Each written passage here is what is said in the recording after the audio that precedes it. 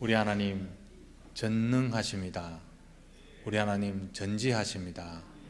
그리고 무소부재하신 줄 믿습니다. 그런데 하나님께서 전능하시고 또한 무소부재하시며 또한 전지하신데 우리 하나님이 친히 다스릴 수도 있는데 하나님이 친히 다스리도록 나타나시면 모든 사람이 다 죽을 수밖에 없기 때문에 하나님은 사람을 통해서 일해 나가시고 또 역사하시고 지금도 그렇게 우리 가운데 함께 계시는 줄로 믿습니다. 하나님은 전능하시지만 사람을 통해서 일하십니다. 구약시대에도 그랬습니다. 신약시대에도 그랬습니다. 종교개혁시대에도 그랬습니다. 하나님의 사람으로 쓰임받은 루터나 칼빈이나 또한 데오로드 베자나 다 하나님께 쓰신 아름다운 사람들이죠. 하나님은 그때나 지금이나 계속 사람을 통해 일하시고 사람을 통해 역사하시고 계시는 줄로 믿습니다. 그런데요, 하나님께 쓰임받은 사람들이 면면을 가만히 살펴보면 참 중요한 특징이 발견됩니다. 그 특징이 무엇이냐 하면 무엇을 했던 사람이냐 이게 중요하지 않고 그 사람이 어떤 사람이냐 이게 훨씬 중요했다는 사실이죠. 다른 말로 하면 특별한 사회적 외적 조건이 아니라 인간됨과 인격이 훨씬 중요했다는 사실입니다. 그가 인간됨이 되어 있으면, 인격이 되어 있으면 그 사람이 목돈이라도 사용하고 그가 농부라도 사용하고 그가 장군이었어도 그가 왕이었어도 관계없이 인격과 인간됨이 되면 하나님이 사용하셨습니다. 하나님 앞에서요 그의 모습이 화려했습니다. 그가 배경이 굉장합니다. 이런 것은 하나님의 관심이 전혀 아니었습니다.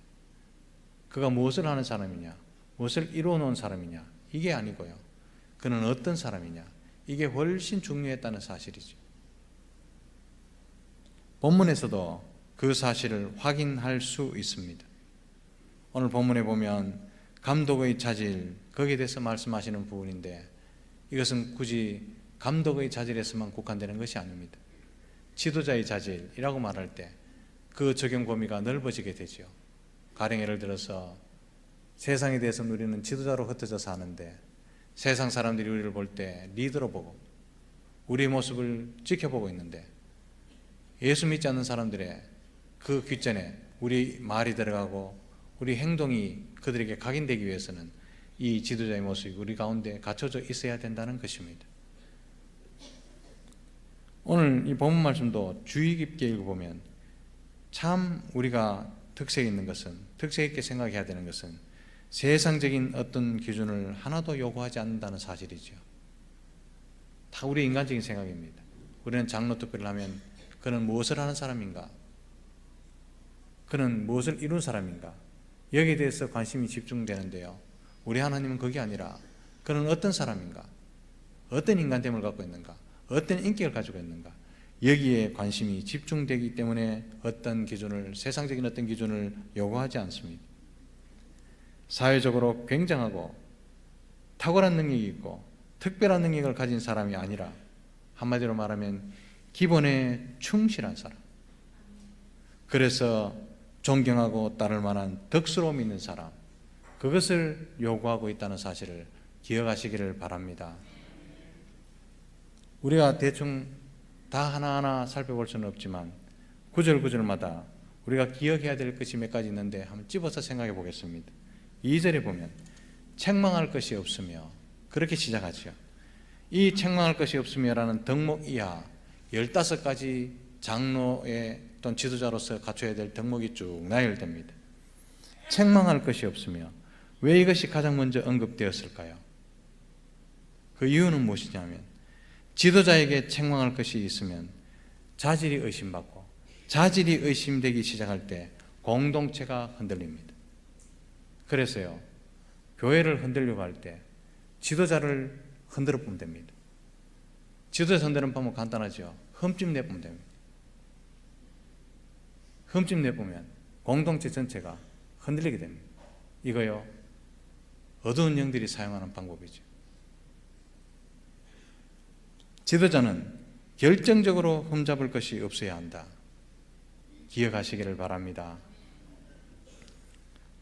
여기에 결정적으로 흠잡을 것이 없어야 한다라는 말은 교회 안에서뿐만 아니라 6절 말씀을 참고해 볼 때 일반 사회에서도 흠이 없어야 한다. 7절 말씀에 더더욱이나 강조하고 있죠. 외인에게도 증거를 받아야 한다. 세로 있게 한 자도 안 된다. 덕스러움 때문에 그렇습니다. 우선 지도자는 신앙생활에 책 잡힐 일이 없어야 합니다. 그러므로 우리가 자주 구체적으로 만들기 위해서 11조 생활, 일전에는 주일 성수, 새벽기도, 이 모든 것이 이 한마디 말 안에 다 포함됩니다.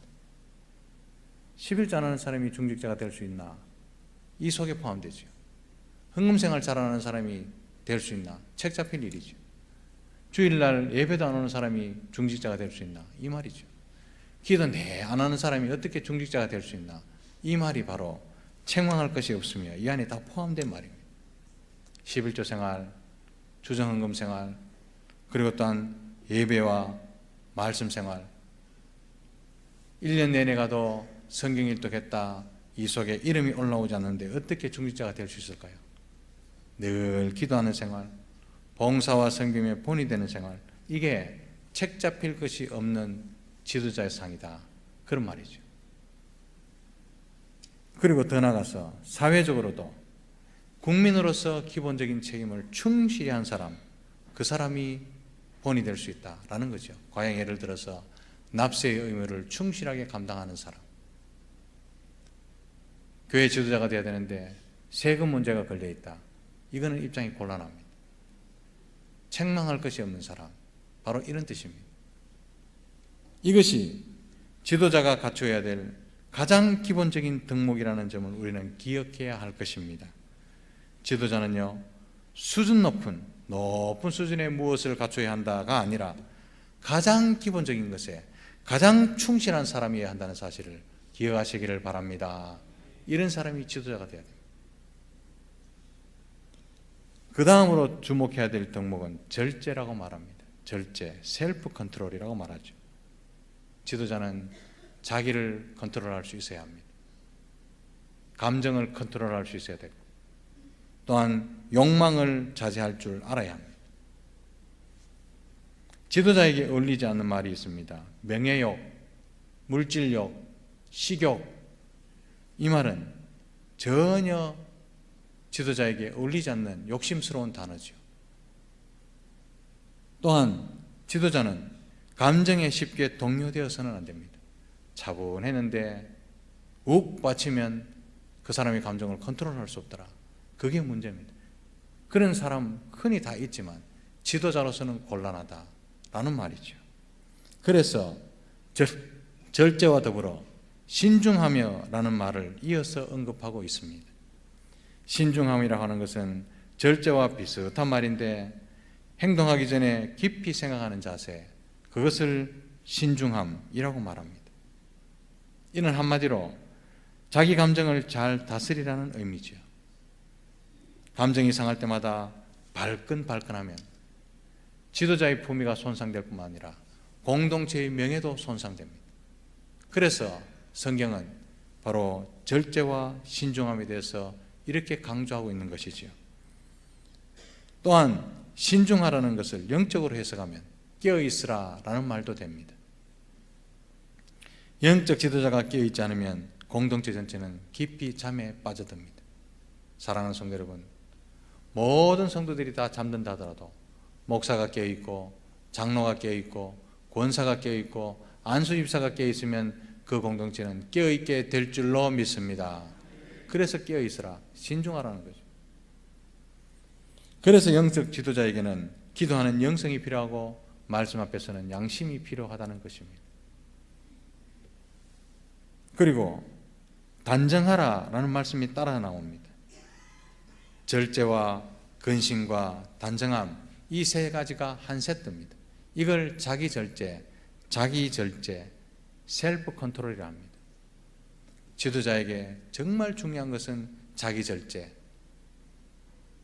자기 통제, 이 너무너무 중요하기 때문에 절제와 근신과 단정함, 이 한 세트를 하나하나 풀어서 설명하는 겁니다. 근신이 내적인 자세라고 말한다면 단정함은 외적 태도라고 말할 것입니다. 단정함, 코스미코스라는 원어 성경은 처한 상황과 환경을 잘 다스리고 질서를 잡아간다라는 뜻입니다. 이는 생활의 규모를 질서 있게 만들고 옷 입는 것에부터 시작해서 행동하고 말하는 것이 전부 질서 있고 상식적이고 합리적으로 그렇게 행동한다라는 의미에서 코스미코스라는 단어를 썼습니다. 사랑하는 성도 여러분, 지도자에게 무엇보다도 자기 절제를 이렇게 우선적으로 강조하고 있는 이유는 자기 생활이 무질서에서 공동체의 본이 된다는 것은 있을 수 없는 이야기고, 무절제한 사람이 공동체를 이끈다는 것은 어불성설이기 때문에 그렇습니다. 우리도 마찬가지죠. 내 무절제하고 무질서한 삶을 살다가 전도자한테 할 때마다 믿지 않는 사람에게 교회 가자라고 말하면 전혀 안 따라오는 현상과 똑같습니다. 자기 감정과 자기 행동이 통제되지 않는데 가만히 계십시오, 가만히 계십시오라고 말하면요, 웃기는 소리 하지 마라 이래 되는 거죠. 그래서 셀프 컨트롤이 지도자에게 그렇게 중요합니다. 그리고 3절에 보면 술을 즐기지 아니하며 그렇게 나옵니다. 의아해하지 않습니까? 교회 지도자가 되기 위해서는 술 문제하고 거리가 멀 텐데 술을 즐기지 아니하며, 물론 그 당시에 술이 음식이었습니다. 그런데 굳이 음식을 여기에 써놓은 것은 즐기다 이 말은요, 임박히다 이 말입니다. 술에 임박히거나 술을 즐기는 것이 왜 문제로 지적되느냐 하면 술 문제는 자제력과 관계있기 때문에 그렇습니다. 술에 완전히 취하게 되면 자제력이 상실되고 판단력이 상실되죠. 그가 범인이면 관계없습니다만 그가 지도자일 경우에는 자제력과 판단력이 상실되는 결과가 무엇입니까? 공동체의 명예를 손상시키기 때문에 그렇습니다. 그래서 공동체의 이 장로는요, 중직, 무거운 직분이다 그렇게 말합니다. 나에게 모든 공동체의 명예가 걸려있기 때문에 그런 거죠. 그리고 술로 인한 부작용으로 구타하지 아니하며 라고 연이어 말씀합니다. 이는 자제력이 상실될 때 나타나는 나쁜 결과 중에 하나, 구타입니다. 그런데 이 단어상을 보면요, 성격상 포악해서 구타하는 것을 의미하기도 합니다. 통상 사람들은요, 모두 예외 없이 욱하는 성질이 있습니다. 그런데 자제력을 잃어버려서 결국은 감정을 억제하지 못하고 구타로 이어지는 경우, 이 사건이요, 공동체는 혼란을 야기합니다. 영적 지도자는 항상 여러 사람을 대하게 됩니다. 그런데 자기 감정을 절제하지 못하면 누가 그를 신뢰할 수 있겠습니까? 또한 다투지 아니하며 라고 말합니다. 술 취함, 구타, 다툼, 이 세 가지가 또한 하나의 또 세트가 됩니다. 구타가 능동적으로 싸우려고 달려드는 성향을 말한다면, 다툼은 수동적으로 자꾸 자신을 보호하고 논쟁하려고 하는 것을 의미합니다. 사랑하는 성도 여러분, 지도자가 능동적으로 싸움꾼이 돼서 다투려고 하고 구타하려고 하고 아니면 자기를 보호하기 위해서 말을 많이 하고, 이런 지도자상 상상해 보시겠습니까? 이런 지도자상 믿을 수 있겠습니까? 그걸 말하는 거예요. 영적 지도자의 말다툼은 입으로 구타하는 것과 똑같다라는 말이죠. 말다툼은 공동체에 아무런 유익이 되지 못합니다. 잠언 29장 22절에 노하는 자는 다툼을 일으키고 성내는 자는 범죄함이 많으니라. 잠언 16장 28절에 패역한 자는 다툼을 일으키고 말쟁이는 친한 벗을 이간하느니라 라고 말씀합니다. 영적 지도자에게 중요한 것이 섬김인데, 그렇다면 다툼은요, 분명하고 확실하게 영적인 일이 아님을 알 수 있습니다. 다툼과 또한 구타와 술 취함 대신에 중간에 들어가 있죠.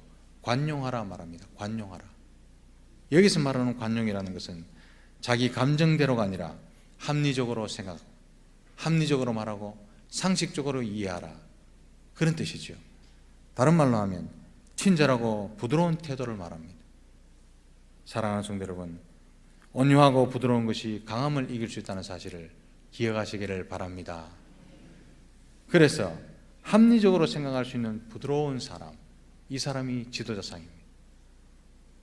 강함이 당장 이기는 거지만 온유함이 결국은 승리한다는 사실을 기억하시기를 바랍니다. 그리고 7절의 마지막으로 외인에게서도 선한 증거를 얻는 자라야 할지니, 외인에게서도 선한 증거를 얻을 자. 여기 외인이 누구냐면 불신자를 말하죠. 교회에서 존경받을 뿐만 아니라 교회 밖에서도 존경받는 사람이 감독이랍니다. 교회에서는 다 존경할 만한데 어떤 교회 이야기입니다. 세 가족이 1년 내내 다니는데 등록을 안 하더랍니다. 이제는 등록 안 해도 사람은 다 알 만큼 됐죠. 그래서 목사님이 등록하십시오. 왜 등록 안 합니까?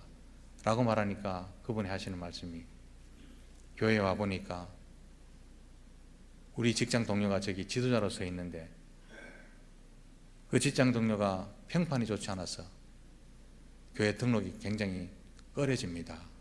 그렇게 말하더랍니다.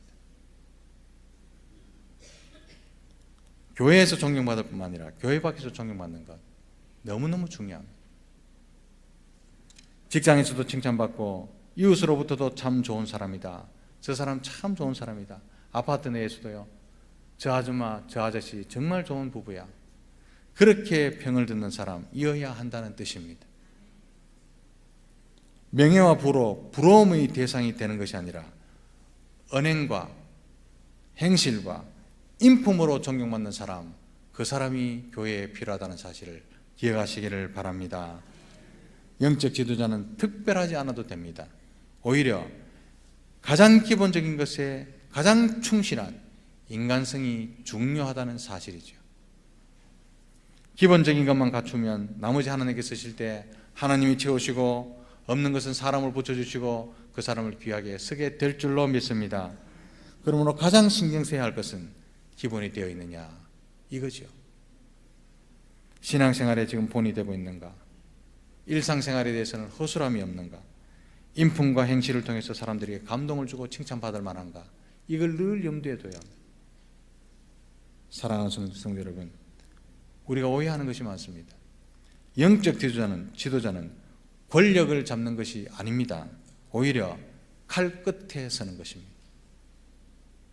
영적 지도자가 되면요, 100마디 말을 들어도 한마디도 못합니다. 왜냐하면 한마디라도 변명하면 일파만파가 됩니다. 엎드려 있을 수밖에 없죠. 지도자는요, 칼자루를 잡는 것이 아니라 칼 끝에 서게 됩니다. 이게 영적 지도자예요. 누가 뭐라 해도 겸손하고 묵묵하게 십자가의 길을 걸어갈 수 있는 사람, 그 사람이 지도자입니다. 완벽한 사람보다는 조금 부족해도 평생 애쓸 수 있는 사람, 저 마음 늘 간직할 수 있는 사람, 그리고 맡기신 사명을 위해서 평생 실험할 자세가 되어 있는 사람, 이 사람이 지도자라 할 것입니다. 이런 지도자를 세워나가시는 저와 여러분들 다 되시기를 주님의 크신 이름으로 축복합니다.